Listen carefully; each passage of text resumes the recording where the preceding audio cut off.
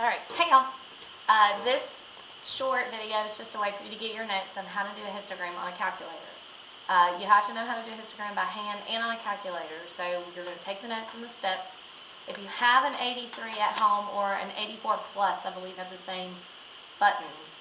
We're not using 73s, we're using 83s or 84 pluses. And if you have one at home, then try it out at home and see if it works. And then we're going to do this in class. So objective is histogram on a calculator.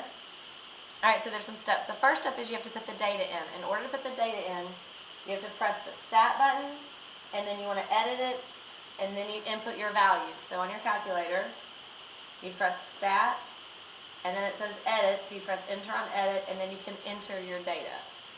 And then you have your data in list 1. So I don't know if you can see that. But once you have your data in, you need to go to stat plot. So that is the second button and then y equals. So the second button and then y equals, which is right here, and you're going to be in your stat plot because stat stands for statistics.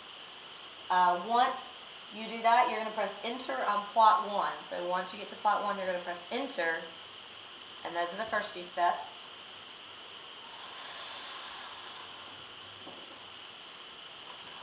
Okay, so step 3 is you need to fix the stat plot. You have to turn it on.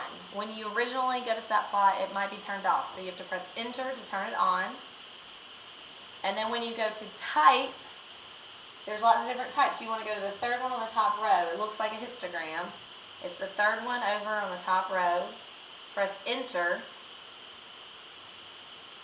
And then make sure your X list says L1 because that's where we put our data, in L1. So wherever you put your data in, that's what you want your X list to be.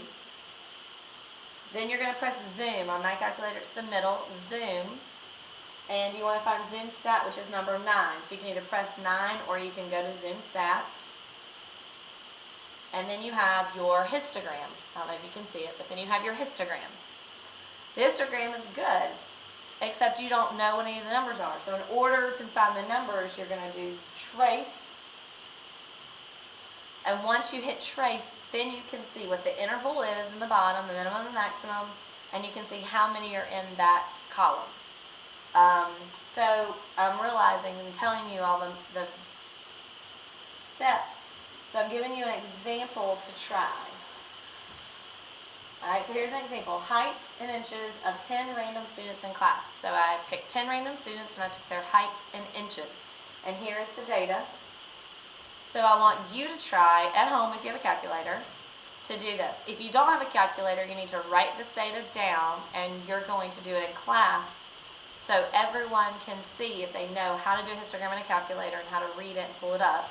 And then we're going to do it with some sports data. We're going to make histograms on the calculator with some sports data in class. So if you have a calculator, try it. If you don't have a calculator, then write this data down, and we're going to do it in class.